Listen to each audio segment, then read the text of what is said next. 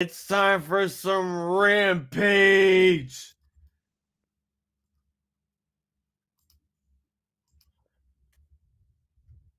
Oh, wow. What the? that was fun. That was funny.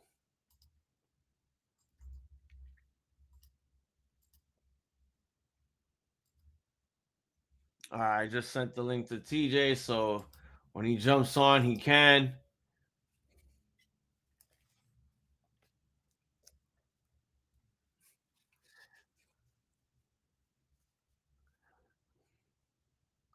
I love to scissor.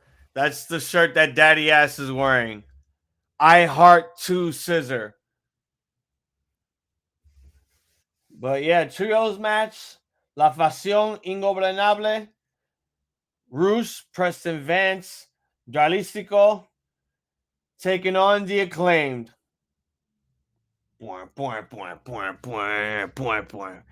And Max Caster gave a kid some bling.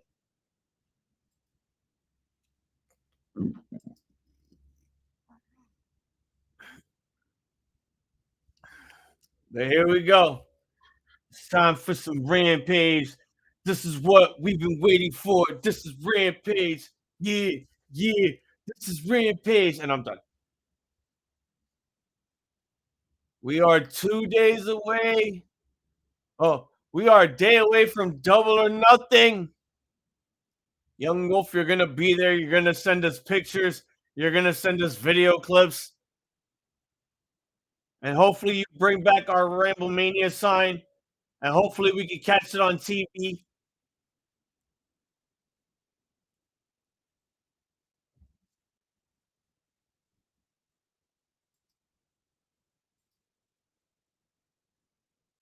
All right, well, it's Anthony Bowens and Jalisco. Chop, chop, chop, chop, chop, chop, chop. I forgot Jericho's on commentary, and they're talking about Sabu being the special guest enforcer for the non-sanctioned match between Jericho and Cole.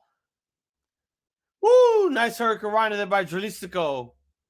Oh, thrust kick to the midsection. Kick up. Goes for the famouser.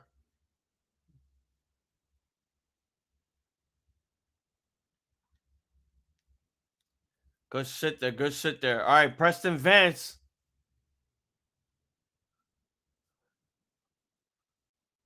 Oh, try to do so.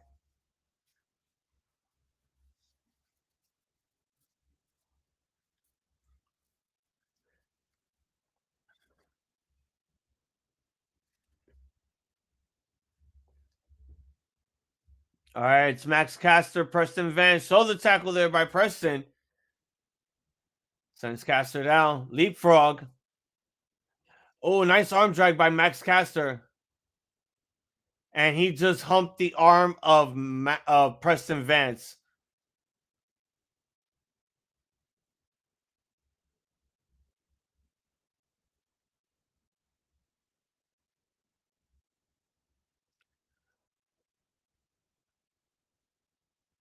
Open house, open challenge match. So wait, the Acclaim? Oh, I guess this is when we do it now. This is when we finally plug that match. Oh, here comes Daddy Ass. It's Papi Culo.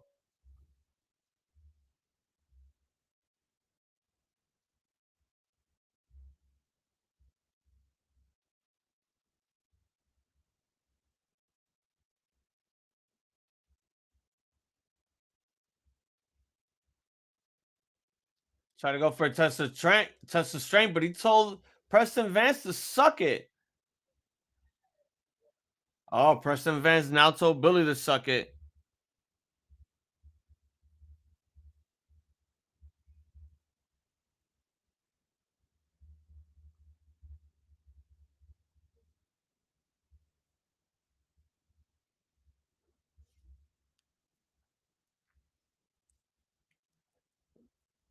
Oh, here comes Roosh. They were gonna go for Scissor Me Timbers, but it got interrupted.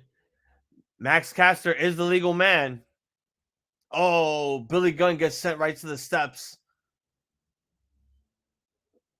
Now everyone in the outside, they're sending the Acclaim right into the barricade.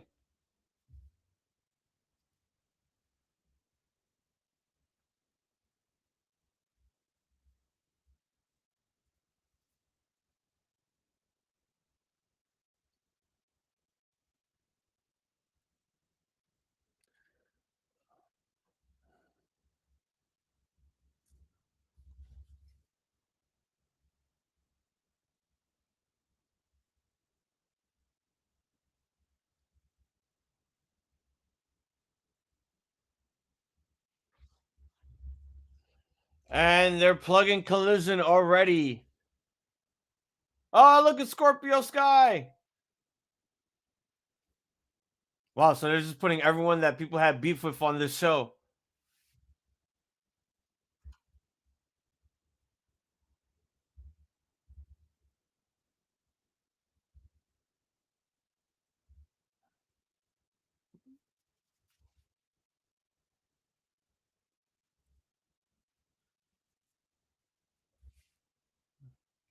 Why are they showing me Dairy Queen burgers, man?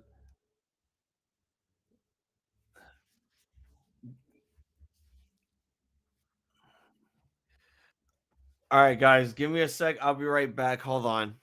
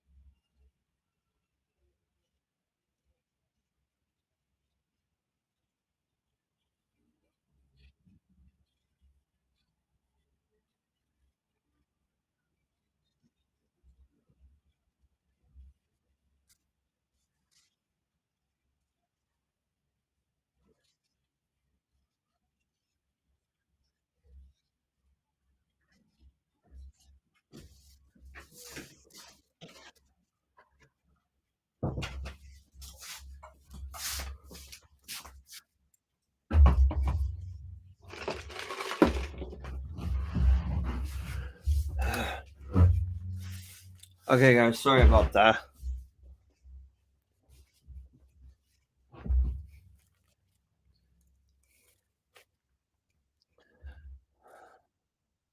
All right, Bowens is on the middle rope now.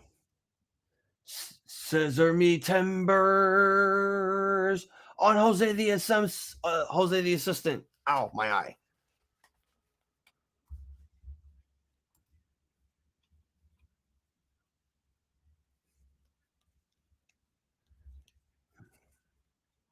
JR just said they're ready to go home.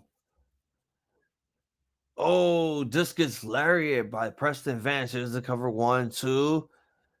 Max Caster breaks up the pin attempt.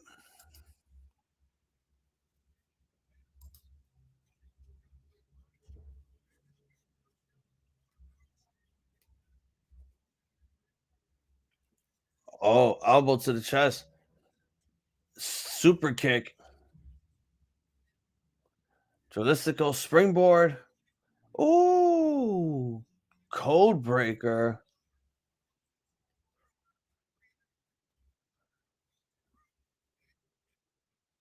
There's the arrival.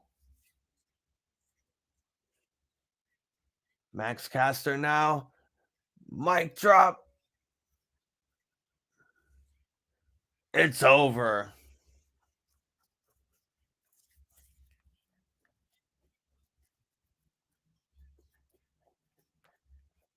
The Acclaim win. Let's see if they're going to call out House of Black for the Trios titles.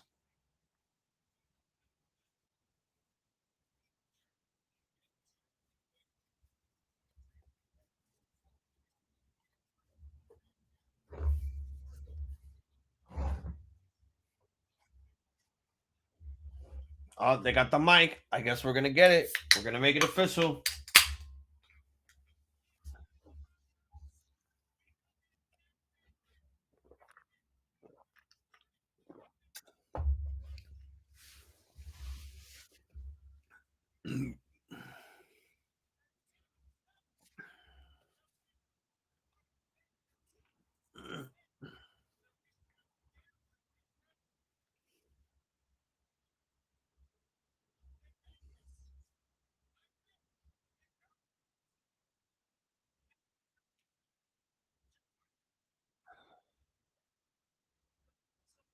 Yeah.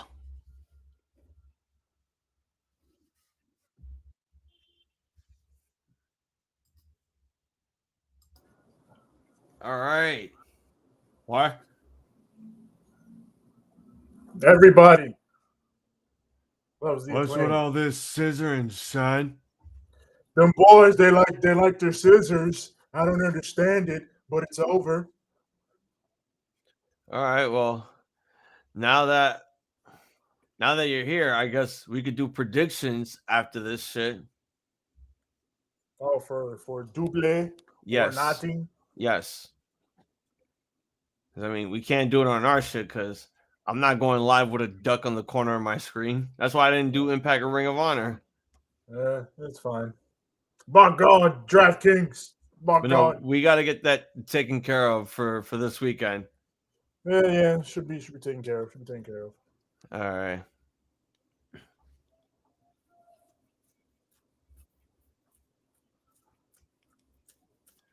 All right. Well, is this the first match?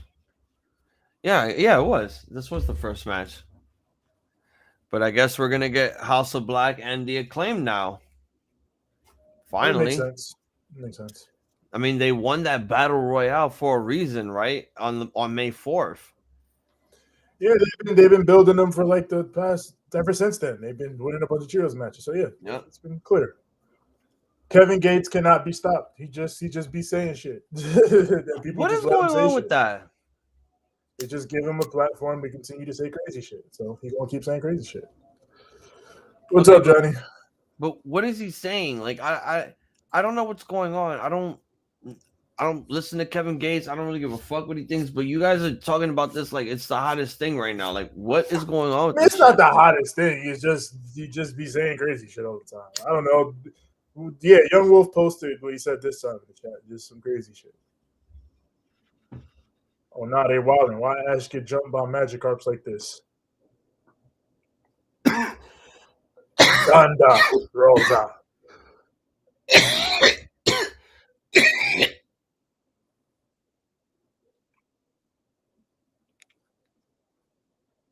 So I'll probably do the same thing as last time. I'll just write down your predictions on the notes, copy paste it, send it to you personally, and then you could send it to the predictions chat. Unless you want to change something, again, we could still. I mean, I don't know if we still want to do that changing shit now at this point. Probably what I'll come up with, it'll probably be what I stick with. It's been marinating in my head for weeks now. Mm-hmm.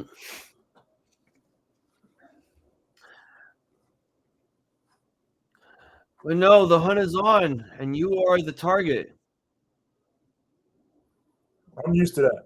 11-time champion over here. And Yeah. it's going to be another successful defense. So far, your two biggest rivalries are with Ivy and myself. Ivy's beaten you plenty of times for that title. So you guys have a good rivalry there. And you and I are now trying to reach first time 15. The Ric Flair, the John Cena, the GOAT. We're not doing the Ric Flair. We're doing this by fives. Anyway, I mean, 16-time world champion, Ric Flair, John Cena. Yeah, but or if you want to really do what is the real number for Flair? Like 21 or some shit like that? It's like 23 to 20, 21 to 23. But yeah, you get there and that's when you become God. The King has more title rings than Ric Flair. I mean, yeah, if you want to count it like that. I'm just saying, like,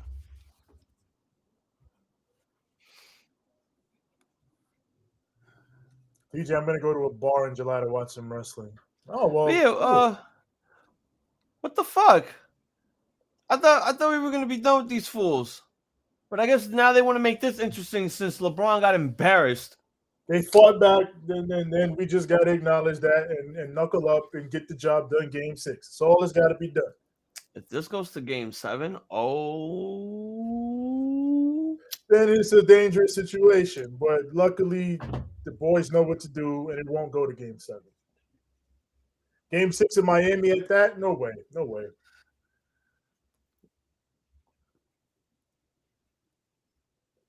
Oh, look at the gangsters. It's the Guns and Ethan Page. AEW got too many cages. They got too many pages. They got too many Brodies.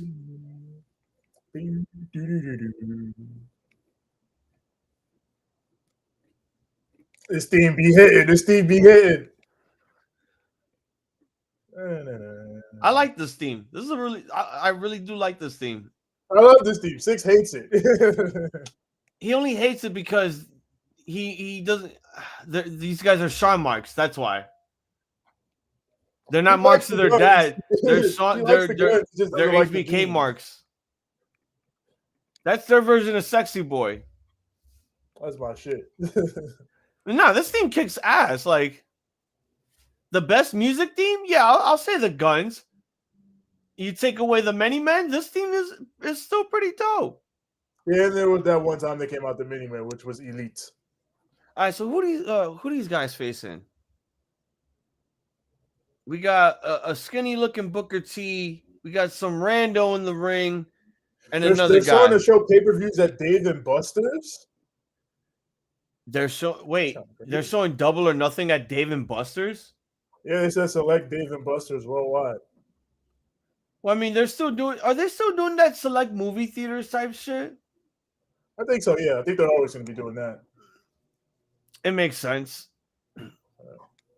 Because apparently I saw this weird sign from this weird Instagram page that I follow that said, it was like in a paper that said, get yourself burger and fries, free AEW tickets. I'm thinking that was like maybe at some restaurant. And I'm like, what? Huh? Yeah, no, I saw that on Twitter. It was fake. Yeah. I had a feeling. Some extremely strange individual was trying to make AEW look bad by like trying to do like 2-for-1s or whatever, trying to make it seem like they were trying to do paper the walk-ups, but it was fake. But that shit wasn't gonna work. These motherfuckers are gonna make you pay for that pay-per-view. Unlike if they were gonna do a promotion like that, it would be on TV. It would be like they would blast that out. They wouldn't just have a sign up like, "Hey, buy a burger." They would, Yeah, that wouldn't like they. That wouldn't just happen under their noses. Oh, this is Lights Camera Faction.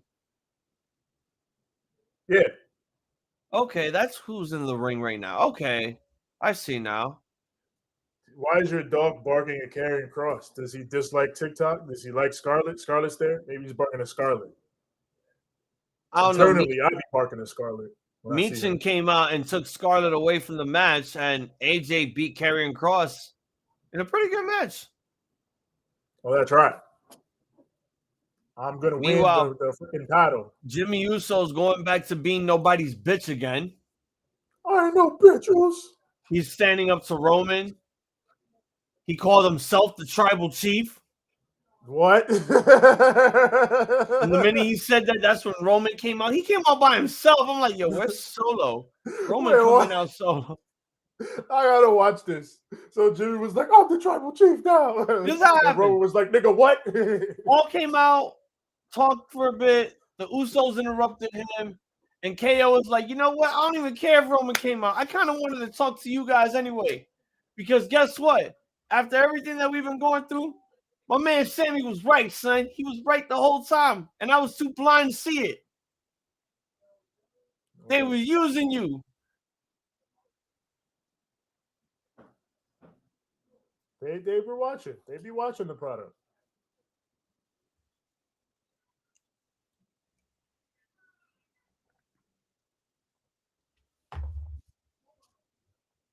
The firm is not a team. Where's your entire team? They're not the firm. The firm is dead. The firm is deleted. They were deleted. I mean, I don't want to say that the Hardys might lose, but I think they might lose here. Because why do they need Ethan Page's contract? For what? For what? To send them into the lake of reincarnation and give us Mr. Karate and fucking AEW? He was just trying to get Mr. Karate and ate it. He didn't want to do that shit. He hated it. He didn't hate it. He liked it. He just didn't like how he fucking went out. That he was disrespected by. Yeah, like, oh, they killed. Because he was like, oh, they killed them off. Like, come on, man, it's wrestling. How many times have people brought back gimmicks from the dead? Delete. Hey, yo, Matt, don't say your his ass is yours. This man said your contract and your ass.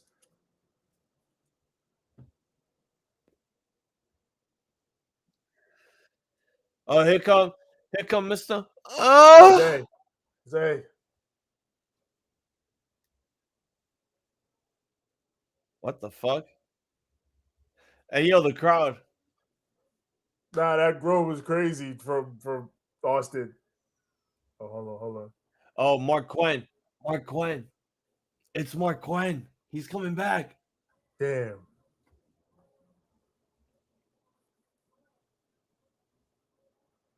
Oh. Never mind. Ah, yeah, that makes sense. That makes sense. I like that. Yeah. I like that. Yeah. We're bringing it back. Yeah. Damn, that's a crazy. Damn, why they going crazy like that for Hook? Well, I mean, it's Hook. Everybody loves Hook, but damn. Hey, yo, why do I feel like there's gonna be a swave that Hook is gonna turn on the Hardys and go with the firm? Nah, you fucking with the Hardys. You don't and know. The firm is deleted. The firm's not deleted. They still got these niggas in the team. Nah, they're a team, but they're not the firm anymore. It's deleted. The firm was deleted. The commentary still called them the firm. Nah, they're not the firm. It was deleted. All right, so good news. I got the list of everyone who is competing. Oh yeah, they put out the graphic and shit. So yeah. No, I didn't get it from them because I didn't want to do that. I actually got the list from other people. It's still the same shit because I had to double check everything. So you have to do your work at times.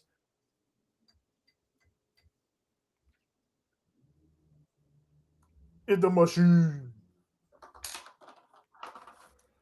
We talking Brian Cage or that Mark Hamill movie?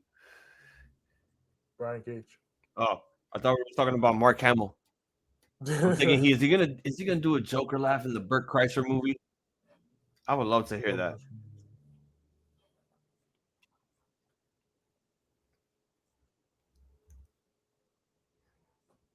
Oh, the Street Profits and Bianca are on Wildin' Out.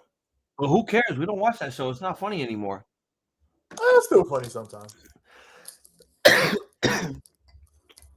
Nick I Cannon like is not. seeing I like seeing all the battle rappers on there and shit. Nick Cannon is not funny. Yeah, He got battle rappers now. He don't have like actual like improv. no, he still got people. comedians and shit on there. He still it's a mix. Like it's like DC Young Fly. He got on there. Fucking then Charlie Clips. Do they still got the DJ on there? Yeah, it's still DJ D, right? All right, DJ D, right? All right, cool. Yeah, like it's still pretty decent sometimes. I don't watch it all the time, but I'll catch it here and there, and it's still pretty funny at times. Yeah. Oh, Nyla and Marina, where the hell have they been? I'm glad to see them back. Goddamn. They're gonna be wrestling tonight against who are they facing again? Who are they facing? Britt Baker and Hikaru Shida. Oh, that's a gang. Oh, that match is kind of gangster. And I guess our main event is going to be the Best Friends versus Big Bill and Lee Moriarty. Oh my God, yes. They're really trying to push the firm here. Formerly of the firm, which was deleted. Hey, yo, what? Are you hearing this? Yeah, you hear Shida's new theme? No. Yeah. That shit fire.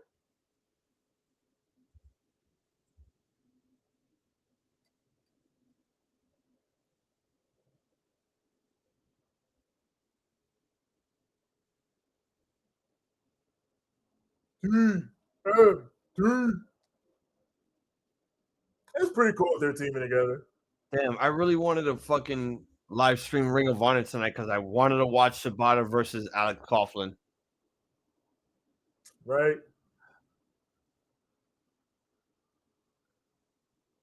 Oh well. You bitch, Jericho. I mean, are we still gonna do the Bullet Club episode tomorrow? Because I could do it after I'm off work. Yeah, I gotta work, but once I'm home, should be able to knock it out. I want to do it by 8 or 9, so that way, once we're done, I could just immediately knock out, do my job Sunday, and get ready for Double or Nothing. I will have everyone's predictions. Hopefully, 6 or you will probably set up the StreamYard for Double or Nothing. I'll just set up the scoreboard, and I'll have everyone's predictions ready. I already gave Yoshi the heads up, so I'm going to send everyone. After we're done with our predictions here, I'm sending everybody the entire card. Right now, I have Rampage playing on my phone so that I could screenshot everything and then have everything ready. Yeah, okay. Where has Danhausen been? Injured. He's injured, yeah. He was cursed. Me and Young Wolf were talking about it earlier that Danhausen could probably make his return in the Battle Royale start. Even though he could be injured, he could still curse out the non-important people, get them eliminated, but he could accidentally get Orange eliminated from the match. Because Young Wolf got a good Final Four. He went with Jay White, Ricky Starks, Swerve, and Lee as the Final Four for the international title. That's a good Final Four. I think Orange makes the Final Four, though. Well, as usual, Battle Royals, we pick 3 winners. Yeah. Gives us a better chance. Should be lucky that we don't do it by a point system. Okay, our main pick gets 3 points. Our second pick is 2 points. Our last pick is 1 point. Because then that whole shit would fuck everything up. Yeah, well, I mean, it actually probably could be the tiebreaker in a lot of situations, but yeah. But we have tiebreakers in situations. I think that's why we've gotten a couple of more people participating in our championship predictions. That's why we've gotten more simulations than ever. Yeah, that's what I'm saying. It just leads to the sin. But stuff like that would prevent the sin more often. Not that Yeah. we particularly want that. Like, you know what I was thinking of doing? Like, if it was 6 people doing predictions and there was like one triple threat match, one person has to pick each person in that match to win. So it's like, okay, let's say you and 6 got, let's say the triple threat match at Mania. You and 6 got Sheamus, Ivy, and Dave, got Gunther, me, Twin, or not Twin, Yoshi. We'd have Drew McIntyre. And then whoever wins from that, they get the point. Yeah. Something like that. I mean, we have to work out the kinks, but it's something like that can work. But again, with our shit growing, it becomes more of like, it's becoming more of a hassle because now I have to focus on everyone's scores, and then it gets confusing sometimes. Like one time, I think when we had Big Nick on for the predictions, I almost fucked up. I almost thought he won. Turned out he actually had to tie. I had to check the score again because I felt like, oh shit, I think I fucked up. Well, you still fine, and then we could always go back to. We got the means to figure it out. Yeah, like I wanted. I that's why I kind of wanted to do the simulation, the 6-man, a little different, like the triple threat shit that they did for the world title. Keep the simulation running while we was watching the New Japan show. Keep it interesting, tournament style. The final 2 wins the title from there. No. But we did this. We did the Elimination Chamber, which, I don't mind. It was still fun.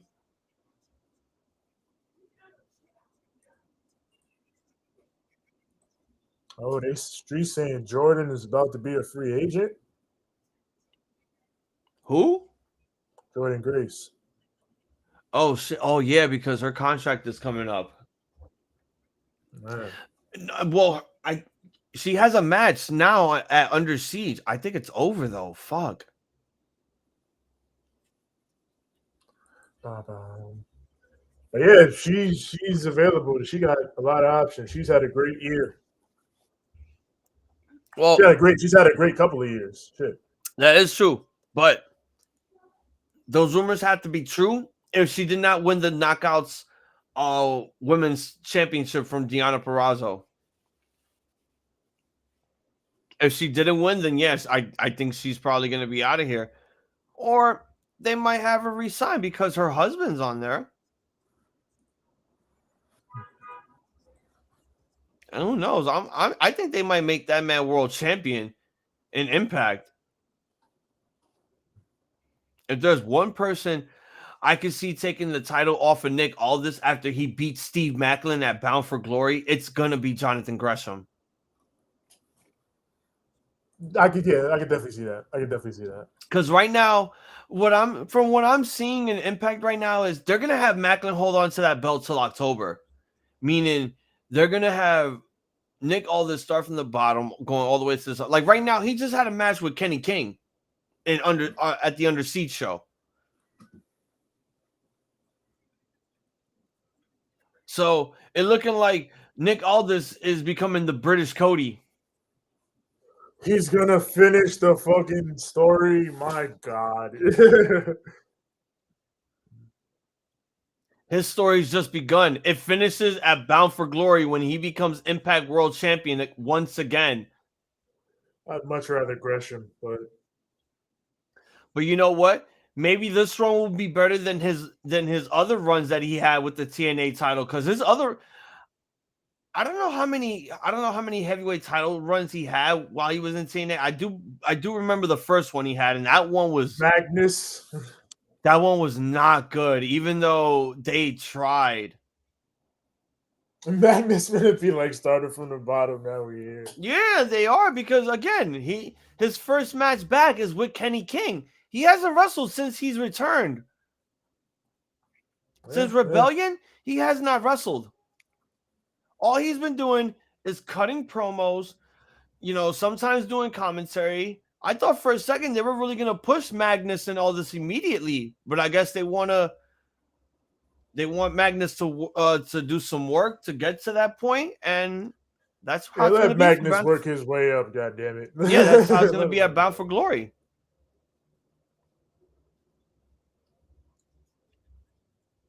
Oh, nice twist in that breaker by Britt. Oh, and Hikaru Shida. Oh my god! Gets slammed onto Britt Baker. Yeah. Breaking up the pin attempt by Nyla Rose. Sucks that Vicky's not with them anymore. She's gone, but it's fine. They just gotta let Nyla fucking cut promos. I don't know why they don't.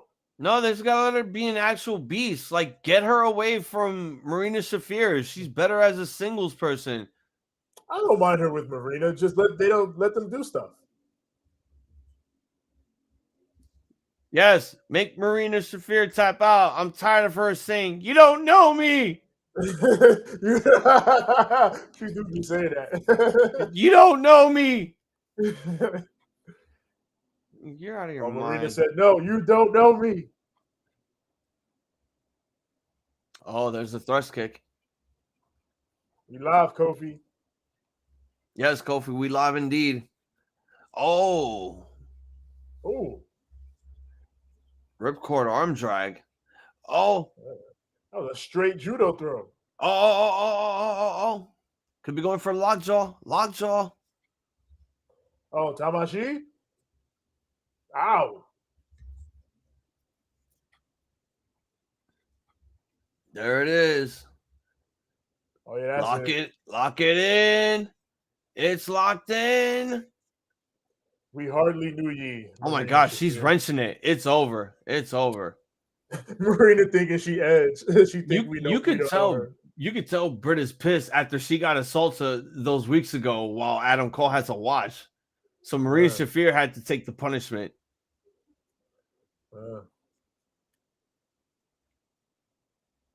Yeah. More Sheeta matches, please and thank you. Uh-oh. Oh my God, to beat up an injured. Stop beating up my injured Jamie Hayter. What are you doing? She's already injured, you bastards. You fucking bastards. Tony, JR, that's the champ. Tony, the only reason why you're getting this rematch is because they want to erase the memory of you being interim women's champion. Well, they already said that they retroactively counted it as an actual reign. Yeah, when Jamie Hayter won it, not Tony. So yeah, but yeah, so I also think that Tony should win. So via technicality, Toni Storm is an interim women's world champion. Until she wins the real women's world champion, we could erase that off the still going to be in the record books, but we could erase that off our goddamn memories. She's going to be a two-time champion.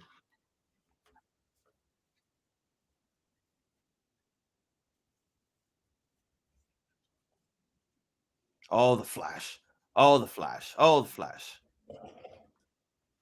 This goddamn psychopath. There's two Flashes. There's two Flashes, and there's going to be two Batmans. And I think just one fucking Kara.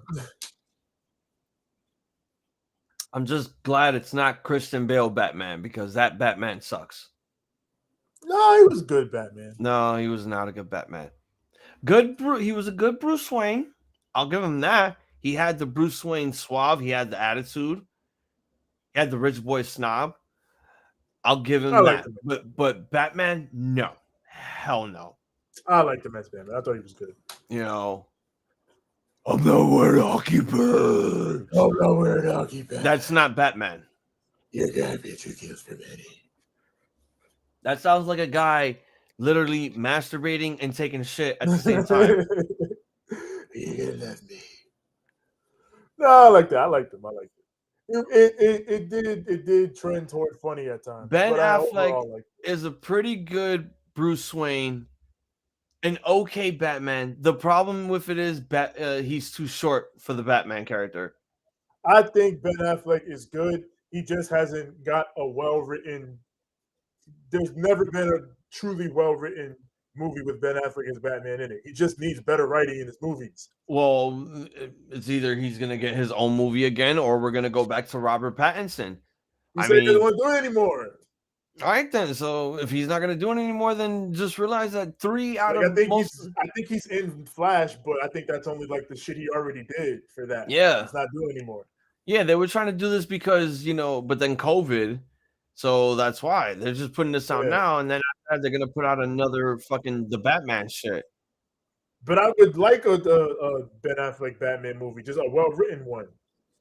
Yeah, Would it be too late for a Static Shock movie? Nah, they should have been made one. But I would definitely go see one.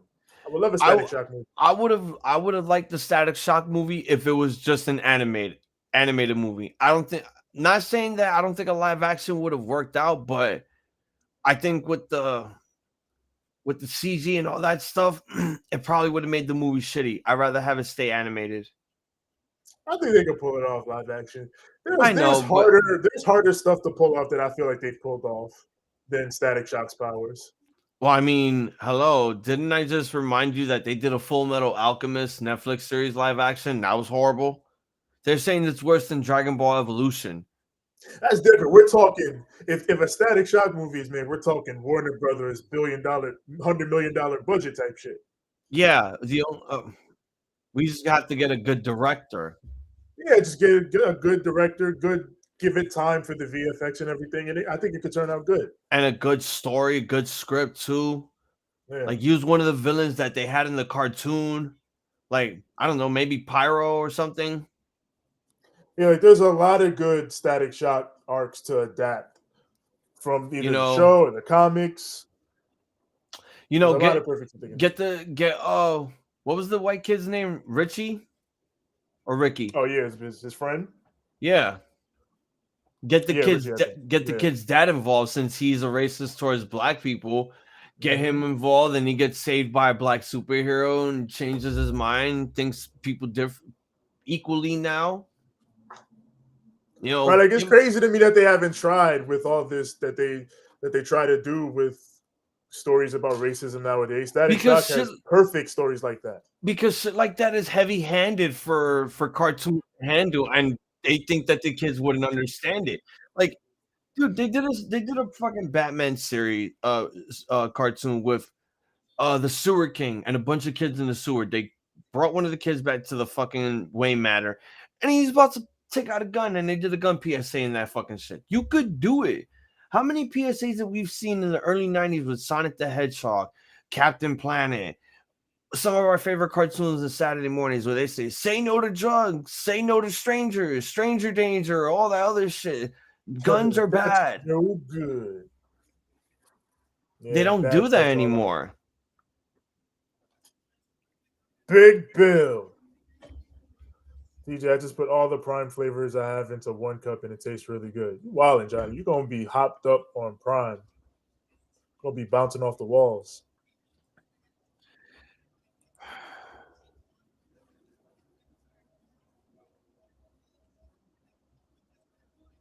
I don't know if I'm just going to buy beer or just a bottle of whiskey for double or nothing. And I'm willing to stay up for the media scrum. I don't care about the amount of sleep I'm gonna get. I'll stay up for that. Yeah, I want to see Tony Khan hug people. I want to see Punk in the media scrum when he makes his return after the fatal four. Well, he's not going to be there. He's going to be at the first dance. Oh, you don't know I mean, not the first dance, the Collision show. He's going to be in his return dance on the first Collision show. Yeah. It's probably not going to be a double or nothing. You don't know that. I don't know that. You're right. But, there go Ray Phoenix, Penta, Bandito. Yeah. AEW press conference is way more better than WWE. There's the varsity athletes. There's Kip. There's Butcher and Blake. They just got all the fucking tag. They got just all the mid-card tag teams in the crowd. What the fuck? Yeah, I mean, both companies have things they could do better in their press conferences, and the people that go there could ask better questions in certain cases, and especially the WWE ones. Good God, but. Yeah, the AEW press conferences I feel like are generally better. WWE, they often like they spin in and out of kayfabe and shit, and I don't know. AEW just feels more genuine,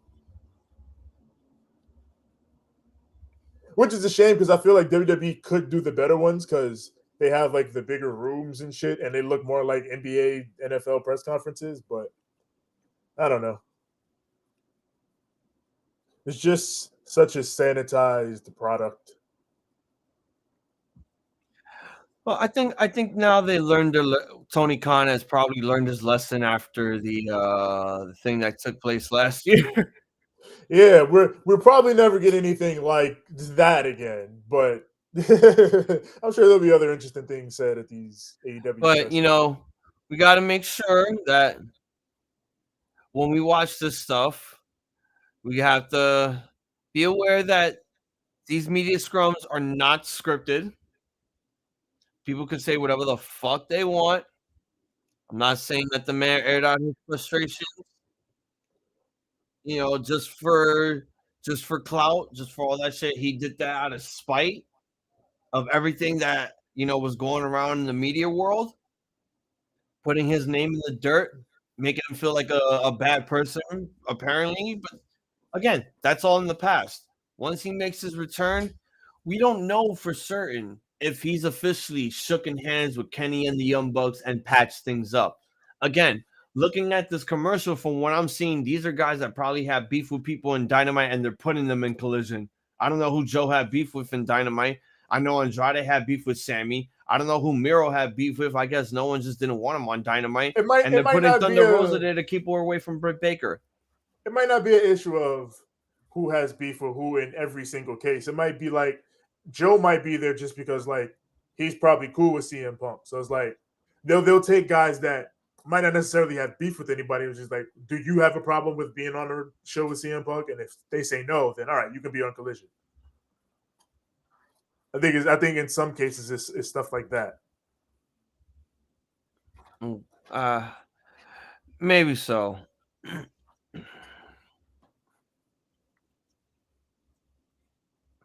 Big Bill.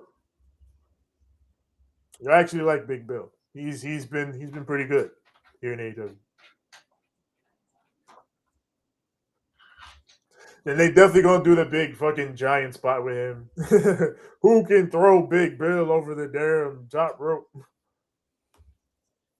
Oh, yeah, I forgot he's in the match. Yeah. Look at my boy Miro. Scorpio.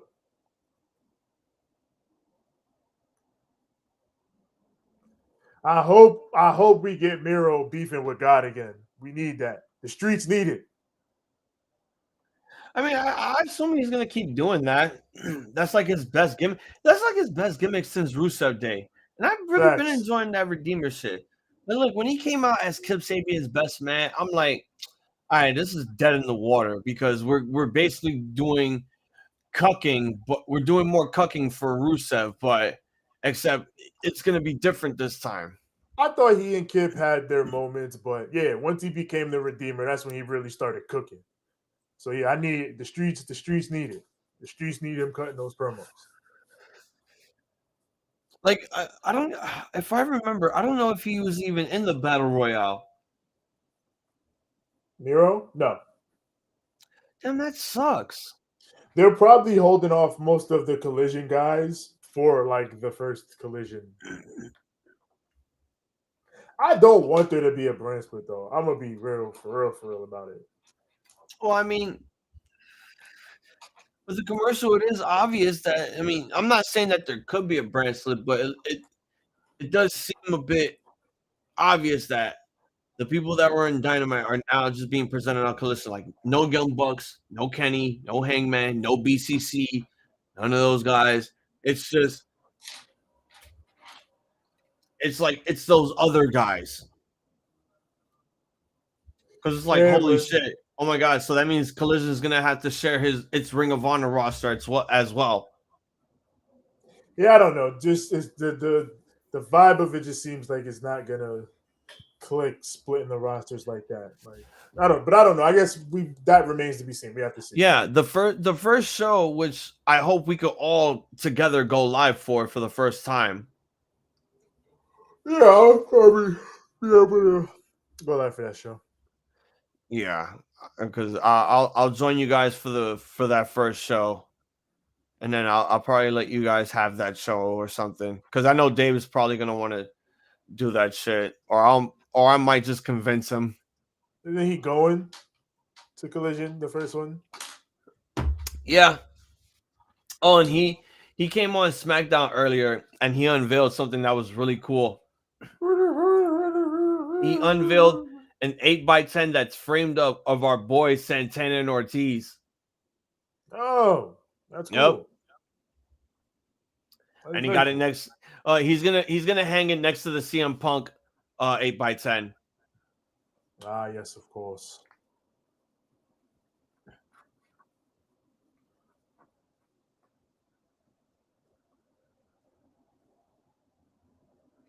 Oh, the countdown. I mean, I think we could watch the countdown while we do the predictions. It's just them doing promo packages and shit. I mean, yeah, we got to get through these quick though. I got to get to bed. Yeah. Oh my god! I have work in the morning. Damn, those are high angle Germans, Trent. Yeah, word. Ooh. Trent out here throwing. Damn, every time I see shit about Nico Bellic, I want to download fucking GTA 4 again. But it's always tougher to get it working on my damn PC. Oh my god, Big Bill.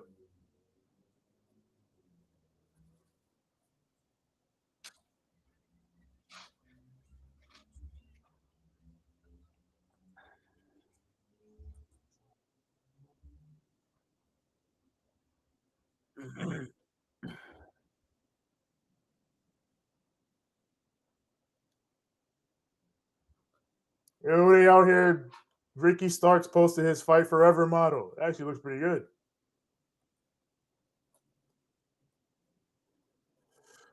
Yo, you think they're gonna drop a demo? I need a demo real quick. AEW, need a demo. I would have thought they would have dropped the demo by now. Yo, since I got you here, oh my god, you were not kidding about the Spider-Man 2 trailer. Oh, yes indeed, yes indeed, yes indeed. Craven the Hunter had me looking sus for a minute. I'm like, yo, this nigga looking smoky hot right now. This man pulled up crazy brolic style. He looked like a steak, son. God damn. But Peter Parker with the symbiote. I guess the whole story is going to be about the symbiote and Craven. We got multiple Spider-Mans. So we got Gwen, we got Miles. There's so much going on. Like, Connors is the Lizard already. And apparently he's got the cure for Harry because I heard Peter say that. Oh, the Green Goblin cure and shit. Yeah, because Harry's probably still sick. Oh, yeah, Harry, because his father's not alive. Yeah. And then I wondered like that, how does he get the symbiote in the first place? Because the symbiote was with Harry at first in the last game. Oh, in the last game, yeah. I was trying to go by actual canon. Like the symbiote was brought in by Jonah Jameson's son from space. Yeah. But yeah, in the game canon, they're doing because Norman's trying to heal Harry. Well, fuck the game. Why are they trying to retcon shit? Well, nah, they're doing a retelling. It's a whole different universe. You know, there's multiple universes. So this is how it's happening in this universe. Okay. Like in the last game, fucking Doc Ock was Peter's mentor. He was his boss and mentor. So yeah, it's a different Spider-Man canon. So that means we're probably gonna get maybe Ben Reilly. I mean that it remains to be seen if they even do the clones. Even though now, yeah, we got the predecessor to the clones in the symbiote. Yep. Because again, yeah, we got Miles, we got Gwen, we got Peter. So I'm guessing I'm just throwing shit out there. Like if maybe they could throw in Ben Reilly. I don't know, but we're going through different universes, and Craven is gonna be on a wild goose chase. Yeah, and the fucking map that popped up with all the potential enemies, like, yeah, this game's gonna be crazy. They got Queens in there, they got Brooklyn in there. This game's gonna be crazy. I need to see the Bronx, Manhattan. You know they gotta get Staten Island there. They gotta actually make New York, New York. get all the damn barrels. Yeah, you gotta make it's Spider-Man. You gotta make the world like really big. How else are they gonna be doing all their web slinging, which looks really fucking awesome? They got web wings now too, yeah, and you can do slingshots. Oh damn! Big Bill with the win. Big Bill. But no, but besides that, the Metal Gear remake, I still need answers about that triangle. Is gonna be amazing. Shadow Blade looks sick as fuck. The first ever the very first ever Bungie game before Halo is finally coming out. Marathon. We're finally getting it. And I think Final Fantasy 16 might get me back to playing RPGs again. Oh, yeah. Might check out Final Fantasy. They showed Street Fighter stuff, which was fun. And then they showed all the VR shit. I'm like, okay, I'm sitting here like, can we just get to Spider-Man already, man? The whole fucking hour, I was like, they definitely showing Spider-Man, right? Oh, it's beef. It's beef.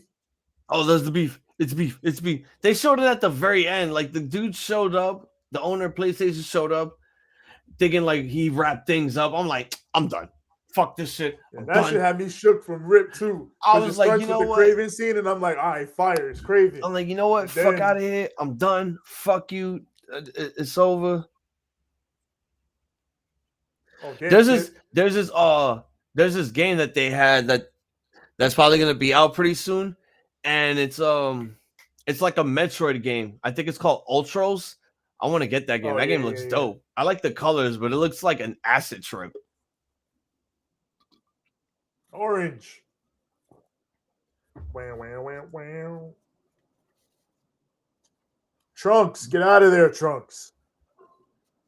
Oh, it's a brawl. It's a fight. Every person here is competing for the battle royal.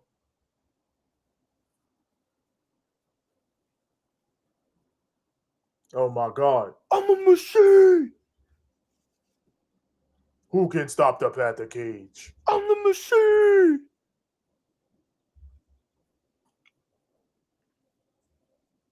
Fucking Penta and Trunks over here still fighting. Damn, they're just bringing out everybody, huh? Yeah. Everybody coming out. It's like, oh, big boys. This man got a My Hero Academia shirt on. Is it? Oh, I thought that was Keith Lee's own shirt, animated style of My Hero Academia. No, that's just the fucking. It's just a straight up My Hero. I'd be forgetting he likes anime. Yeah. But yeah, he looks like a grandpa. He do, Grandpa Keith Lee. That orange shirt is dope. Yeah, at this point, everybody coming out. Bullet Club Gold about to come out.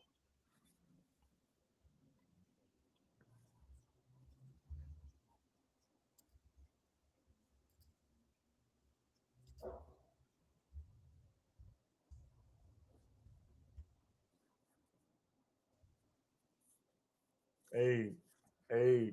Yes, swerve when I drive. Yes, swerve when I drive. Yes, swerve when I drive.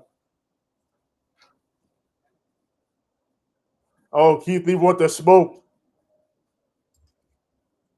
Uh-oh. Yeah, I swerve when I drive. Keith Lee want that smoke. When I swerve when I drive. Oh, wow. No Ricky Starks. No Bullet Club Gold. You know what that means, right? That means they probably going to be the ones winning it since they didn't make an appearance. I mean, I do have an inkling that one of those men might be the winner. All right, well, that was Rampage. Pretty good go-home show for what they provided. They were really building up for the Battle Royal here. They had everybody that they had for the main event show up, and it became absolute chaos. But it's going to be pretty big going for this event. There's 10 matches officially. Hold on, let me see. Yeah, there's 10 matches officially. Because we already know what the trios match is going to be. I officially have the list for everyone competing in the Blackjack Battle Royal. Yes. Champion, are you ready to defend your belt this Sunday against 6 other competitors? I'm definitely ready. I'm definitely ready for all the smoke. This is AEW. This is what I do. All right, well, you're the one that said you might have a transitional reign. So this might be the end for you this Sunday. Because remember, you got not only do you have 6 competitors going after your belt, but you got 2 main people that you are feuding with that are coming after you. Myself and Katie. Well, Let's see what your predictions are going to be and if they're going to get you forward, moving into Money in the Bank for the next title defense. But we're going to start off officially with the pre-show match, which is going to be on the 0 hour. It looks like it's only going to be one. It's Ethan Page and the Guns taking on the Hardys. And since Isaiah Cassidy cannot be cleared to wrestle, they are bringing in Hook. I'm sorry, they are sending in Hook. they are sending Hook. Now, if the Hardys win, Matt Hardy will own the contract of Ethan Page. Yes. And Before you say anything, because I had to delete all the predictions from the previous one. Okay. Yeah, so go ahead. Who do you got? Yeah, I got the Hardys and Hook in this one. They've sent Hook. Once you send Hook, it's essentially over. So Ego, and I mean that's the ultimate payoff of this angle anyway, right? It started off with Ego owning Matt's contract, so ended off with Matt owning Ego's contract, and play with it how you will. And there you go. Hardys win. Hardys and Hook. I would say maybe Ethan will get the win here, but that's not my official prediction. I'm only saying maybe you could have gave them a win here so that Ethan Page could go on and do other things other than this Hardy shit. But I feel like they're gonna continue this going forward, and I feel like something's gonna be leading towards Ethan Page's team joining the Hardys with something involving the Lake of Reincarnation or whatever. So I'm also going with the Hardys and Hook here to win. I mean, I could go with the theory that Hook might betray the Hardys and join Ethan Page and the Guns. Who That's knows? crazy. There's no way. All right, so it was official.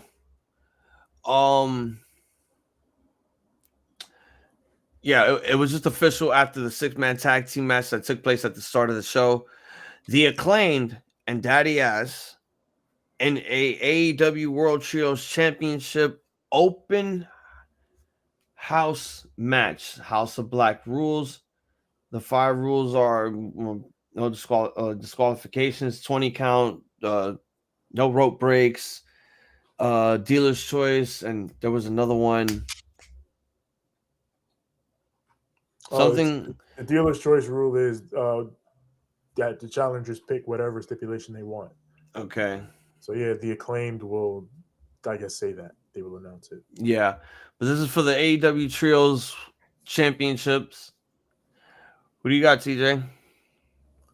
The house always wins, and considering they just started this crazy gimmick with the lights and the house rules things and all that, it's actually panning out pretty cool.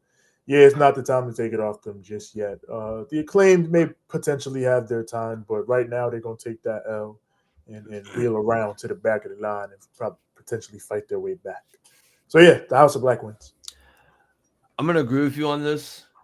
Now that I got you here, I gotta tell you, because Johnny was getting on my nerves Wednesday, but the House of Black has the best entrance ever in AEW. Fuck the Elite's entrance, fuck Blackpool Combat Club's entrance, even fuck CM Punk's entrance. House of Black got the entrance of all time in All Elite Wrestling. And I've been loving all the new shit that they've been doing. It looks so fucking dope. House of Black is winning here. They're gonna carry the Acclaim and Daddy Ass. They're gonna look good going forward. It's not gonna hurt the Acclaim because they've been made as a homemade tag team for AEW at this point, which is why you see them on TV weekly. Yes. But yeah, House of Black is going to win here. All right, so let's get on to this. Where is it? Oh yeah, the 21-man battle royal. It's a blackjack battle royal for the AEW International Championship. Orange Cassidy is defending the title against 20 other competitors, and those competitors are Jay White, Juice Robinson, Keith Lee, Dustin Rhodes, Brian Cage, Ricky Starks, The Butcher, The Blade, Bandito, Commander, Lee Moriarty, Big Bill, Ari Daivari, Tony Nese, Chucky T, Trent, Kip Sabian, Ray Phoenix, Penta El Cerro, and Swerve. So we get to pick 3 competitors here to win the International Championship. TJ, who are your 3 people? So I've been waffling on whether, like, I said this earlier in the week, and after giving it more thought, I'm stuck here in that where we are very much near the end of Orange Cassidy's title reign, but I'm not sure if it's going to be this match or if it's going to be the next match. But we are close, and luckily I get a little bit of breathing room with the 3 choices in this match. So I'm going to go with Orange to retain. Then my other pick is going to be Switchblade Jay White. And then my other pick is going to be Swerve Strickland. So yeah, that's my 3. Orange, Jay White, Swerve Strickland. Okay, so 2 out of the 3 people I am definitely picking here that you have. I am thinking that Orange is going to retain. I'm also going with Jay White. But along with Jay White comes his angle with Ricky Starks getting involved. And since they had a little bit of issues on Wednesday when Ricky got assaulted backstage after his interview, I feel like those are the only 2 people that could be the ones walking out with the championship. Because here's the thing. If Orange wins, who do they have left for him? All right, he's injured. I know he's going to want time off, and that means he could probably miss Forbidden Door, but he still has time to make it for All In. You know, at this time, yeah, if he wins, who do they have left for him to face? Unless there's a lot of potential guys that he could continue to face. Even guys in this match, like he hasn't faced Jay White yet. He hasn't faced Swerve yet. So I mean, that's what I'm saying. Even if he makes it out of this match, he can always lose it to one of those guys down the line, one-on-one. If Jay or Ricky wins, their story doesn't end. It continues going forward with that championship involved because you want to make Jay White look like a big star. Ricky Starks is already a star as it is after he faced MJF. Now we're trying to build up Jay White here and this Bullet Club Gold. So wouldn't it be a perfect opportunity to give someone like Jay White a huge win here? Yeah, it's a battle royal, and people might probably complain that we didn't get to see Jay White actually wrestle. He got to beat up a bunch of beefy men and throw him over the top rope in order to win a belt. Blah. So what? If he wins the title or Ricky wins, all know that their storyline is not going to end. It's going to basically probably end at All In, make that a big event, and make the international championship feel, relevant since it's the international championship and they're going to be in the UK. Right? Yeah. So, yeah, it's going to be Orange to retain. My final 2 is going to be Jay White and Ricky Starks. I would have said Swerve, but him and Lee we have been in a push start position where they had to put that rivalry on hold after the tag team breakup. You know, they took Lee out after a fucking cinder block, and they haven't brought that back since, and they're starting to bring it back now, cooking it slowly. Yeah. But everyone else here, everyone's either in a tag team or in a mid card faction, or former Ring of Honor or Ring of Honor tag champs. All right, now here we go. It is Adam Cole, Chris Jericho, unsanctioned match.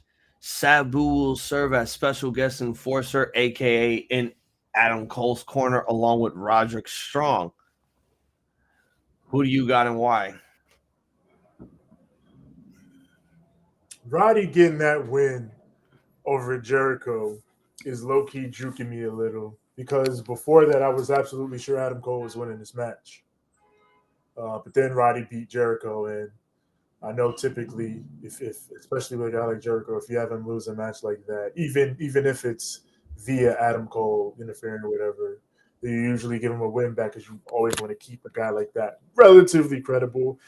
But I don't think that him losing to Cole would hurt him at all. And I also think that I've been saying this for a while. I think Adam Cole is being prepped to challenge MJF for the title. So I think getting a win over Jericho here, who obviously was the first AEW champion, very important. Oh yeah, you saw the chat. Yeah, I'm less sure about it than I was, but I'm still going with Adam Cole to get the win. This man PCO is getting his mouth stapled. He's not human.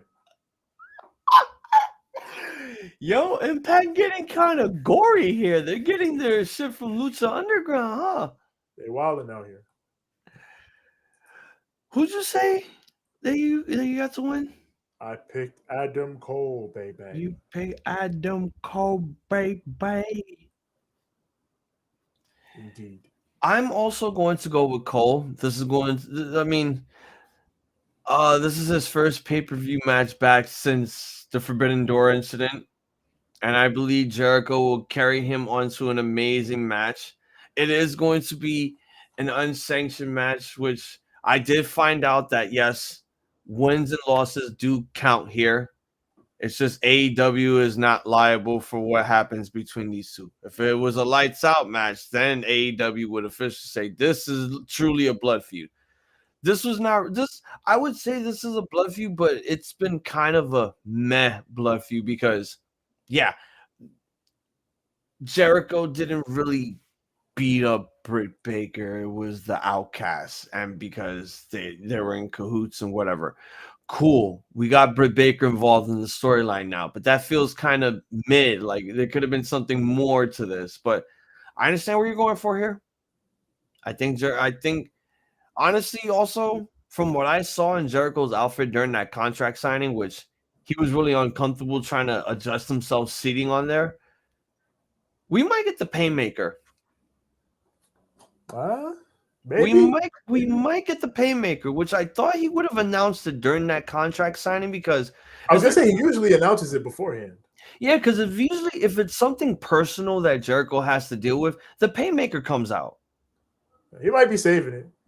He could be saving it. He could be surprising us with it, which I'm hoping he does. If not, if he's just coming out as Chris Jericho, the man, facing Adam Cole, the man, then I'm okay with that too. We don't need gimmicks involved. The only gimmicks that we need are what's going to be under the ring for them to use. So I'm also going to go with Adam Cole. All right, Adam Cole, baby. Jay Cargill versus Taya Valkyrie for the TBS Championship. This is it. No gimmicks, no bullshit, no smart mark shit. No nonsense is being thrown in. They're going to let these women wrestle. So who do you got and why? The true owner of my move will be declared here, and it will be Jade Cargill. I like Taya a lot, but they haven't. TK, I got to be real with you, my brother. You haven't done her the most justice with this feud. especially not with their first match. But Yeah, hopefully, you did not. yeah, but hopefully, this match is a lot better, especially now that she can use the move. It'll build for a little bit more drama. But I think Jade ultimately gets the win, and then hopefully we get the Statlander return afterward. I've been saying the same thing. I think we've all been saying this a lot. We have, like, if it's not Willow facing Jade again, if it's not Ruby facing Jade again, it's going to be Statlander. We've been saying for a while, when Statlander comes back, she's the one taking the belt off of Jade. She's going to be the one in 61-1. Yeah, or whatever number she gets up to. Yeah, that too, depending on the number. I mean, they could just end the title reign on a random TV event. They don't give a shit. I mean, yeah, I imagine if think it's not a pay-per-view, it'll be like one of those special. no, because I think the minute that Chris Statlander comes back, they would have her win the belt on TV, build it up to a pay-per-view, rematch it, end the rivalry, move forward. Because at this point right now, the minute she comes back, it's like, all right, we gotta fucking do this. Because if we don't do this now, we're afraid that she might get injured again.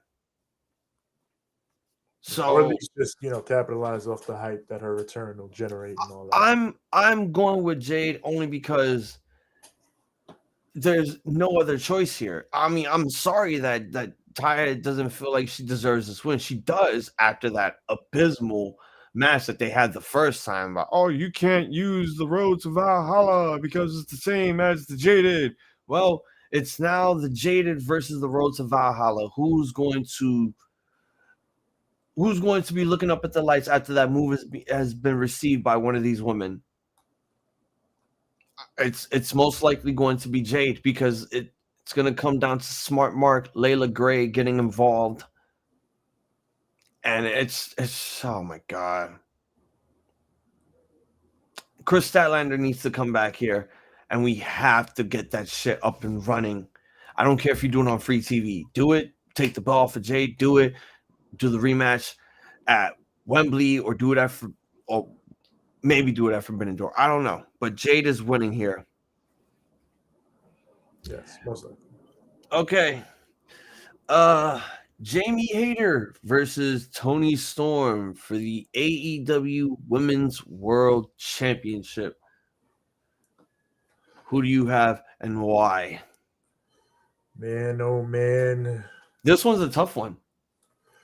It is, but I've been thoroughly convinced over the past week or two that Jamie, unfortunately, is going to have to drop the title here.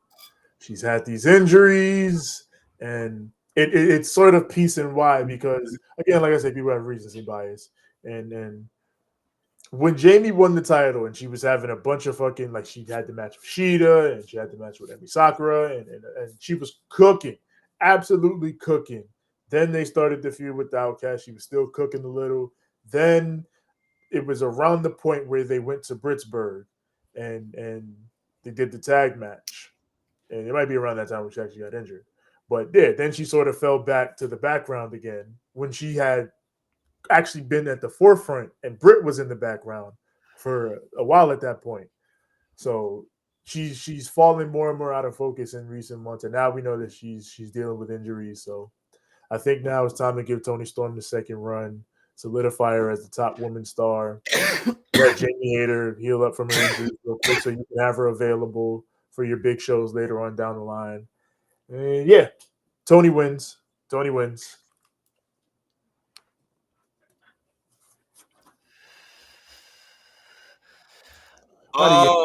Take their own place. What are we doing? This one's pretty tough. This one is pretty tough. I think the only reason why people and yourself are saying Toni Storm is because you actually want her to be a real women's world champion after she had that interim championship. No, reign. She already is. I acknowledge her as a world champion.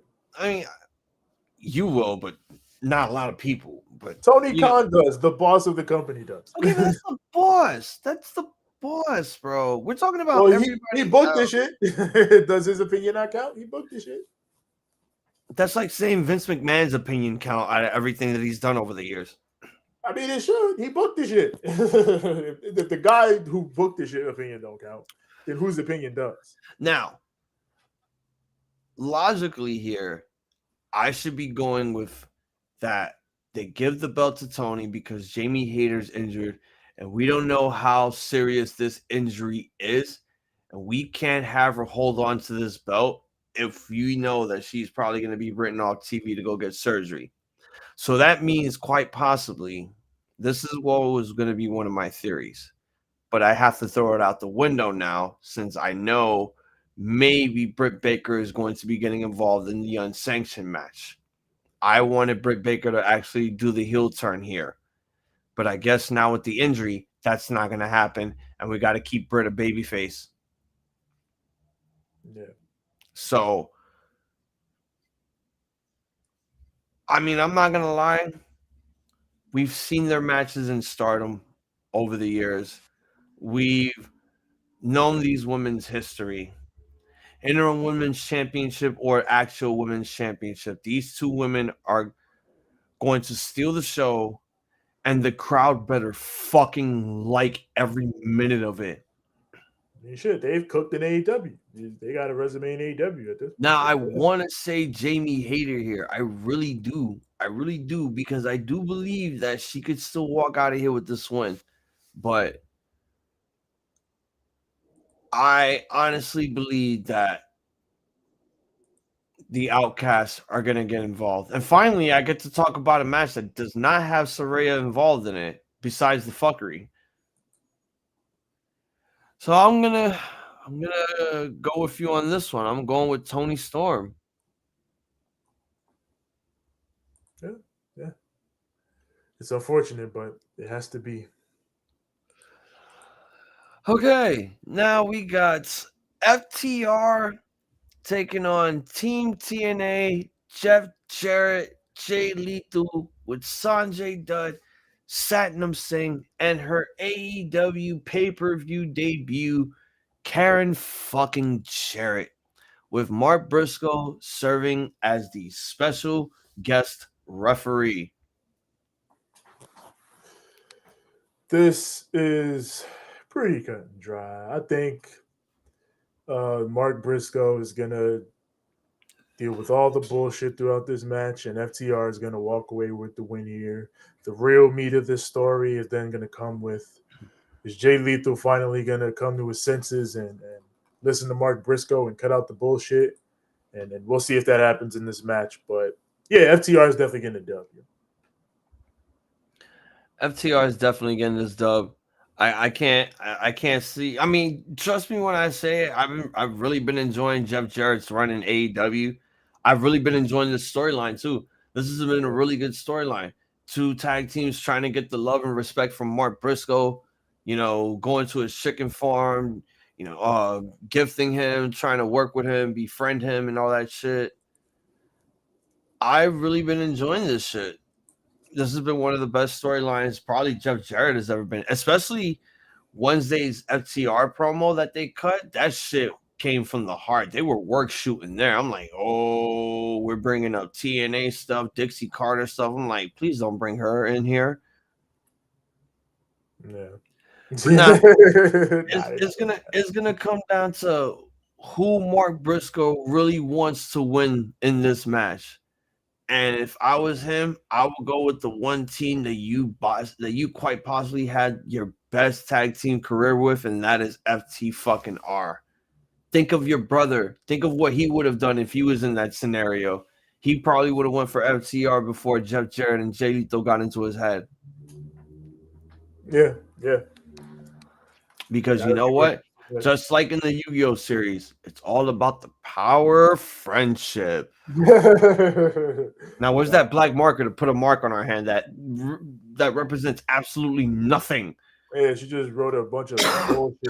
She drew a bullshit ass circle or what the fuck ever. This is a friendship mark. Tell you if you don't shut the fuck up, drawing shit on my hand. Okay, we got 3 more matches left. I think we're about to get serious here. Yes. Ladder match for the TNT Championship. Christian Cage with a dinosaur versus champion Wardlow with a man with a Glock in a ladder match. Perhaps this is just the Christian Cage mark in me, but it just feels right. It just feels like Christian Cage is the man to take the TNT title and shake it, cleanse it of all the weirdness that it has gone through in the past year and some change. So, you know what? Perhaps it'll cost me in the end, but I gotta go with the peeps here. We gotta go with the instant classic Christian Cage to win and rescue the TNT champion. I respect Wardlow, but it's got to be done. Christian Cage got to take it. He's the ladder match king. Can't go against Christian Cage in a ladder match. That's crazy. Well, I mean, Wardlow did win a ladder match. He did win a ladder match as well and capture the Chaos Emeralds, but yeah, you are right about one thing though. Experience outbeats someone walking into their second ladder match. How many ladder matches has Christian been in his WWE, ECW, and TNA career? He's been in a shit ton. And he's at least, out of all those matches that he's had in his entire wrestling career, he's won at least about 77% of all those ladder matches. Wardlow has only won 25% because he's only won one ladder match. That's that standard math right there. So you take your 77 and 25% chance, you drastic go down. Yeah. Drastic go down. Exactly. Your chances of winning, Wardlow, drastic go down. But if there's one thing that I don't want anymore that's been happening in AEW, I'm getting sick and tired of this fucking TNT championship becoming the hot potato title. I'm tired of this title not having any fucking plans into the near future, and they got to switch it around like it's just some consolation prize. Like, here, nigga, damn, take this belt. Here, nigga, damn, here's your ring. Here, nigga, damn. Fuck, you get your shit back. Nah. You only picking Christian Cage because you want your chaos and your history. Fuck you, Wardlow's retaining. I don't. No, it's not. It's not a chaotic pick. I genuinely want stability restored to the title as well. That sounds chaotic. Christian Cage is the man to do it. That sounds chaotic. Christian Cage is the man to do it because they keep doing this with Wardlow, fucking giving him the belt, and you think Wardlow's gonna go on a run, and then he fucking loses it. So just do it again, and then just let Christian Cage have his run. I think this time this could be the run. I believe this time this is gonna be the run indeed. Maybe it is. I don't know what Arn Anderson is gonna be doing when Luchasaurus gets involved, because this is pretty dangerous for Arn to be in. Unless someone else is gonna be coming in to help Wardlow. Like, I don't know, maybe I know Arn got the Glock, but the Glock not gonna work on it. The Glock is not gonna work unless they're gonna find a way to make that Glock feel fucking over. He just pulls out a finger gun. Or we're gonna dinosaur. Or kill a dinosaur with a Glock. Or knowing Tony Khan with his random surprises, like he makes his announcements every week. Here's my crazy theory. Bullet Club Gold is Bullet Club Gold, right? Yes. Let's get Wardlow in that shit with the TNT title. What the hell? Let's get Bullet Club Gold to help him out. Jay White and Rock could beat up a dinosaur. Wardlow could be like, hey, yo, fuck Arn. I'm going to go be with these guys because they're cool. They throw out finger guns, and I'm about war, and they kind of need war in Bullet Club. That's chaotic. That's fucking chaotic. I know, right? Turns heel and joins Bullet Club out of nowhere. No, Bullet Club are baby faces. What are you talking about? No, they're not. Do you not hear that crowd? They love Jay White. They love them, but they've been jumping Ricky Starks every week. They're not baby faces. Oh, come on, man. They're cheering for both these guys. Like, they're baby faces. Tony Khan made them baby faces. I think that's the end all be all of this whole scenario. There's no baby faces. There's no heels. They're just ass kickers. Nah, Jay White is definitely a heel. You got to play heel. You got to talk his shit. You can't be a baby face. I gotta go with Wardlow. I'm tired of this TNT belt being switched throughout 2 months. The belt has switched 5 times. I can't have that anymore. Like, we need to give Wardlow the reign that he deserves, because guess what? I have a feeling that Wardlow is going to sacrifice his TNT championship reign, make it vacant so he can go after MJF. Let him have the title for a lengthy reign. Let him do it. And then when that time is right, maybe a ladder match for a contract for the belt, and then he'll basically give away his TNT title just so he could have this championship opportunity. But I need Wardlow to retain here. It's time for the anarchy in the arena. Now, Jon Moxley did say that there's going to be a lot of blood. It's going to be very gnarly. It's going to be very gory. He told the parents, tuck your kids to bed because they can't watch this shit. You have to, like, there's going to be nudity involved, unless someone's skin is going to get torn up.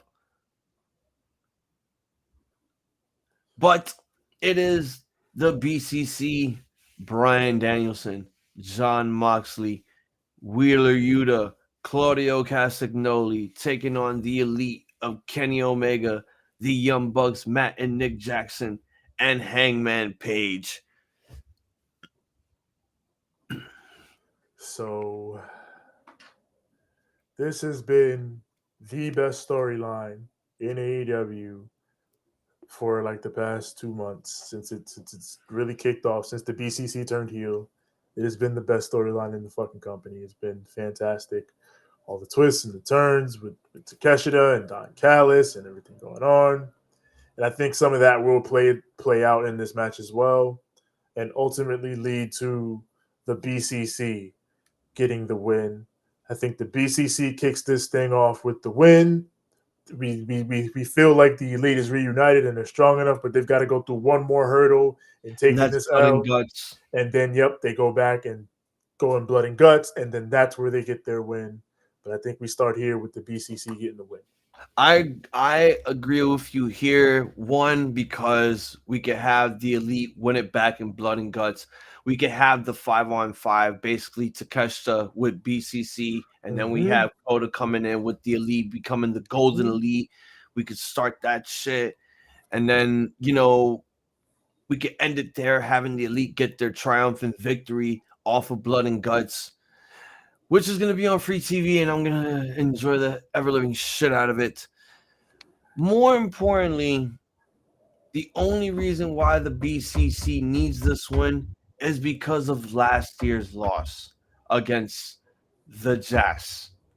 It was a shocking upset that Chris Jericho choked out Danielson in order to get a win from them. And we were sitting here thinking BCC got this in the bag because they're violent, they're gnarly, they're going to bring in the pain. With Eddie Kingston, they're gonna get their win back from this match here, and then we can finish it off in blood and guts. So I too am going to go. Takeshita is joining BCC. Yes, Takeshita is joining. That means Don Callis is going to be with them.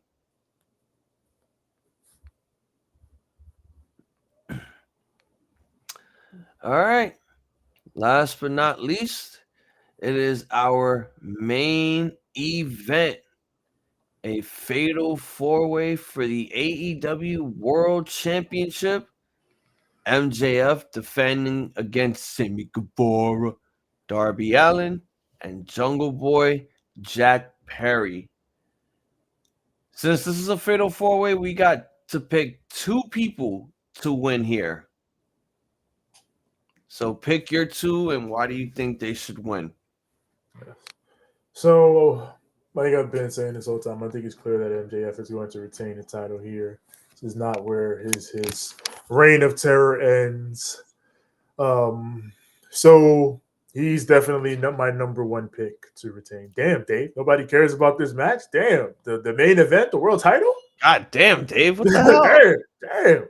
You should care because you're trying to win the Ramblemania heavyweight title. Yeah. Don't you want to show off your toy AEW belt once you win the championship from one of us? If you win the championship, but you won't, because but all the possibility. But regardless, I got MJF winning, and then like I've been saying, if there was any singular guy that I would take the belt off for MJF in this match, it's Darby Allin. So that's my backup option.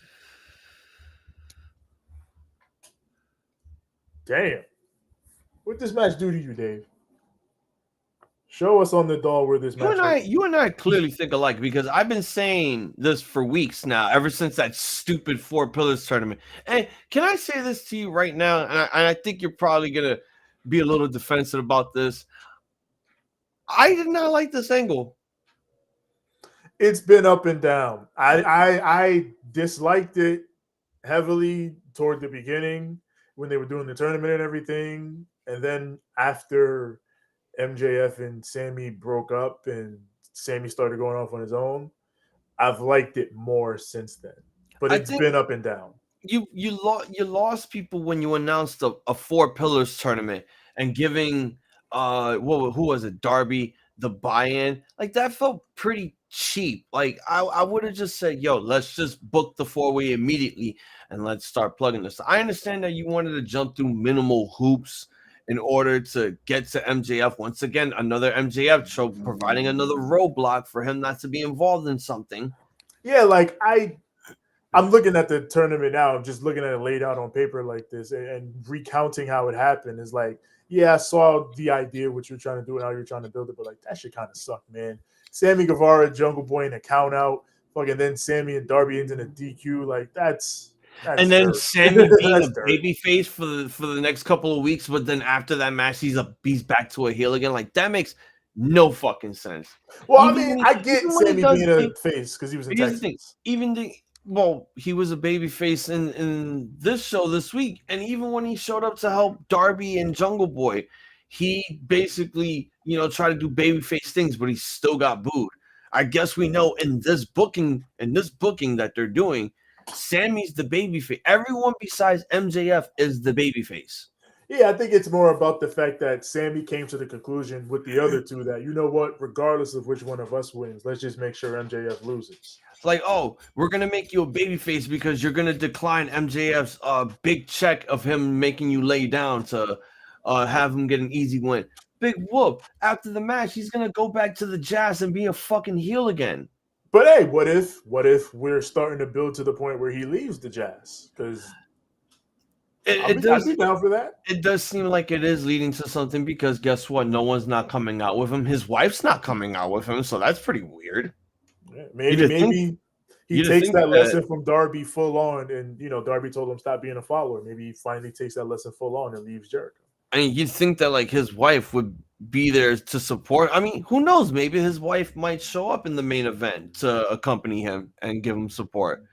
But I don't know. Well, she might pop up in the Jericho Cole match. But no, they had to jump through minimal hoops just to do all of this. A tag match, which was like, oh my God. This, again, I know you're trying to do a build, but you can't do the same build with MJF over like having these guys jump through hoops. Just do the angle and just cut the fucking promos. Have these guys wrestle each other like once every week. Why is that so much to do for Tony? Like, what is it? Are you still on GM mode and you're still playing simulation? You're just having guys call each other out, do these stupid matches and shit, not have MJF wrestle not one match?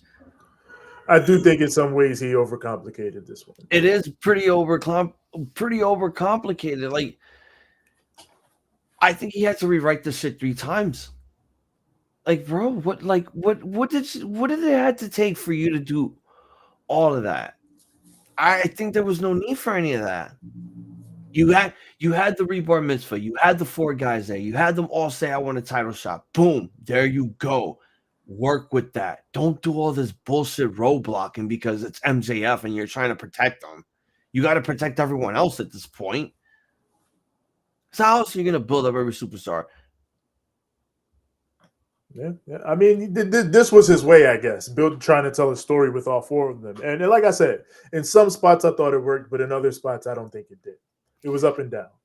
But no, I'm also going with you on this. I'm gonna go with MJF to retain and Darby Allin to win because it seems like the most believable choice. Jungle Boy looks like a guy that could be chasing the belt and could win it maybe 4 years from now. Sammy Guevara will probably get his time soon if he gets away from Jericho or any other faction that he starts next after he breaks up the Jazz in like another year or so. Edge is better than this match. Damn, man. But yeah, those are basically the predictions for Double or Nothing here. You know, I'm trying to play it smart here, and I was literally gonna say Jamie Hayter to retain the belt, but the injury wise, I don't think we want to pull another Thunder Rosa and have her hold on for the title even longer if she can't be cleared to wrestle anytime soon. So yeah, don't end let's up in be that position again. let's be smart with this. Let's be smart with this because guess what? That put Thunder Rosa in a very bad position, and none of the women were liking it. Oh, yeah, and Punk could come back the minute MJF retains his belt. Oh my god. It's gonna happen. It's gonna happen. I'm just saying, you know, there are plenty of possibilities that can happen in Double or Nothing. I mean, we've gotten plenty of surprises before when it comes to pay-per-views. It could be a return, a big debut. There could be a shocking end. That could be a cliffhanger going into next week's show or a couple weeks time or going into fucking Wembley or Toronto, which I keep forgetting about because we have to do the Toronto show. And more importantly, are we gonna have Will Ospreay show up on the monitor? Let's say if the Elite do win the Anarchy in the Arena, are we gonna have Will Ospreay show up on the monitor and cut a promo on Kenny talking about I'll be seeing you at Dominion, bruv? William Ospreay, I believe. I'm pretty Oh sure yeah, no, at Forbidden Door. Sorry, Forbidden Door. Yeah. Pretty sure right after Double or Nothing, we're gonna start ramping up the Forbidden Door build. We're gonna kick it off. Yeah, because at Dominion, I think I'll reverse it. That's when Kenny will cut a promo to Will Ospreay when he beats Lance Archer to plug the Forbidden Door match for the U.S. title. Yeah. Shut up, young wolf.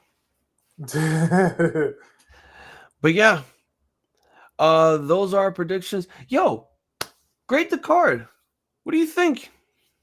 From a who booked this shit to a goat. What are you thinking here? This is I'm gonna give this a high goods. It hasn't been the greatest of Double or Nothing builds. I think it's a good card overall, a good card with the potential to obviously be great because the talent is always there to potentially, work past whatever expectations are on it. But yeah, I'll give this a baseline of a high goods with the potential if every match really hits to go into that bars or even GOAT type element. So, yeah. I think we've been very agreeable on a bunch of things. Like I'm gonna go also with a 3.5 here. This card, this whole build, even though I've been watching it here on the Pro Wrestling Podcast, there have been some solid builds. Don't get me wrong, but yeah, Young Wolf, you're right. Well, 10 matches better than 15 because we have Ethan Page, the Guns, and the Hardys with Hook. Yeah, and that's also a plus for the show that it's 9 matches and it'll probably be like 3.5 to low end of 4 hours. Yeah, but that's the thing. I think we would rather hit maybe the 3-hour, 20-minute mark because if we're That'd gonna be nice. if we're gonna be up to watch the fucking media scrum, I expect the show to maybe end like maybe 12:30 the least. Or no, I'm sorry, no. At just straight up 12. Or if you want to end it at 11:30, 11:45, I'm down with that too. But here's the thing, like AEW really knows how to pace out all this stuff. They know how to do lengthy matches and give you guys and give all of us all of our money's worth when we watch these, when we go live for these. So trust me, there's going to be some matches here that some of us are going to be interested in. Like I'm interested in the ladder match. I'm interested in the Anarchy in the Arena. And yeah, I'm interested in the main event. Everything else is probably going to be cool to great, but some of these matches could steal the show with a high mid-tier with a high good card, which is slightly average. it could probably steal the show. It could probably be one of the best shows. And AEW has always been known for pulling out, miraculous pay-per-views, especially with cards like this that feel pretty mid, pretty up there, and some of them that just probably suck. Yeah, you got to know that the talent is there to perform beyond their expectations. Ill Blood, well, be ready for Anarchy in the Arena then. Well, I'll just say this much. I'll give everyone this warning right now for everyone who's watching on the Pro Wrestling Podcast. If you are going to be watching the Anarchy in the Arena with us, do not eat, do not drink, because you will be seeing a lot of blood. Jon Moxley said that there will be absolute chaos and it will be absolute anarchy between both of these competitors, and it's going to get graphic, it's going to get gory and gnarly. So just be prepared. Do not eat or drink anything if you are sensitive to blood. It's going to get nasty in these streets. But with that being said, those have been our predictions. We are getting ready for this Sunday. TJ will be defending the championship. Looks like it's just us two right now. We got to get everyone else's predictions by Saturday night or Sunday morning. So I'll have the entire card screenshot and ready to go along with the list. But with that being said, it looks like there's been enough talk. It's time to bring it home. Great one. Why don't you tell everyone here on the Pro Wrestling Podcast where to find us? Indeed. You already know where to find us. Find us on Instagram at Ramblemania Show and at Banter Club Podcast. Find us on Twitter at Ramblemania, Facebook.com/Ramblemania Show. Also find our group there, Ramblemania Show's Banter Club, where we and the other wrestlers, podcasters, everybody we associate with post all our goings on and everything that's going down. As far as audio goes, wherever audio is, find us Apple Podcasts, Google Podcasts, Spotify, Stitcher, TuneIn, everywhere the podcast are found. Search Ramblemania Show or Banter Club. As far as visuals, twitch.tv/Ramblemania Show. On Spotify video or on YouTube. Search Ramblemania Show or Banter Club. And when you like the videos, click subscribe, click the bell, so that when the new content drops, it goes straight to you. That's for me personally. Find me on Instagram at TJ the Great One. That's TJ the GR, the number 8, the number 1. Find me on Twitter at TJ the Great. That's TJ the GR, the number 8. Simple as that. Young Wolf drinking on Sunday. Alcohol? How about that? Young Wolf. Before you get to the show, take a picture of where you're seating with the Ramblemania sign again, so that we could probably tag you in the pictures this time. But TJ the Great, TJ the Great. And you can find me on Instagram at iZombies, IZOMBIIESZ. Follow the Pro Wrestling Podcast here on YouTube, Twitch, and on Instagram, the Pro Wrestling Podcast for AEW Watch Party for Dynamite, for the SmackDown episodes, and Let's Watch Rampage here with myself and TJ. But we will see you guys Sunday for the Double or Nothing predictions. This Saturday, me, TJ, and Six are going to do the Bullet Club episode that we've been trying to do for a while. It'll be out pretty soon, so stick around for that. But that is about it here. For TJ the Great, I'm Hazel the iZombie. This has been the late AEW Rampage Watch Party, plus our Double or Nothing predictions. We would like to wish all of you a morning goodies. You're too fucking sweet. And a good fight and a good night. Junior watching Navi on my ex-strippers, new killers, shot, tell them, just on round up, on my mama, made a promise,